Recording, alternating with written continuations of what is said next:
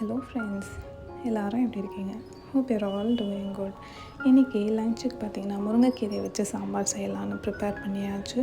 And breakfast வந்து dosa with ஒரு healthy version of சுண்டைக்காய் சட்னி தான் செஞ்சு சாப்பிட்டோம். இதெல்லாம் முடிச்சதுக்கப்புறம் ஒரு கடாயில் இட்லி பொடி செய்கிறதுக்கு கடலைப்பருப்பு, உளுத்தம்பருப்பு, பச்சை அரிசி, பொட்டுக்கடலை, காஞ்ச கருவேப்பிலை, அப்புறம் சென்னாக்குனின்னு சொல்லக்கூடிய இந்த ட்ரைட் ஃபிஷ் இதெல்லாம் போட்டு தேவைக்கு ஏற்ற மாதிரி காரத்துக்கு காஞ்ச மிளகாய் போட்டு நல்லா வறுத்து ஆற வச்சு எடுத்து வச்சாச்சு. இது கூட மஞ்சள், பெருங்காயம், உப்பு இதெல்லாம் போட்டு நல்லா ஆனதுக்கப்புறம் மிக்சியில் நல்லா அரைச்சி அந்த பவுடரை ஸ்டோர் பண்ணி வச்சிட்டோன்னா ஒரு 2 to 3 months வரைக்கும் அது நல்ல ஷெல்ஃப் லைஃபோடு இருக்கும். இதை பார்த்திங்கன்னா இட்லி, தோசை ஆஸ் யூஷுவல் ஒரு இட்லி பொடி எப்படி சாப்பிடுவோமோ அதே மாதிரி வச்சு சாப்பிட்டா ரொம்ப நல்லாயிருக்கும்.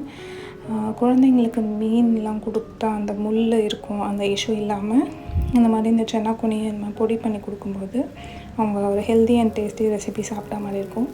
இதை வந்து ரொம்ப லைக் பண்ணி அடிக்கடி கேட்பாங்க.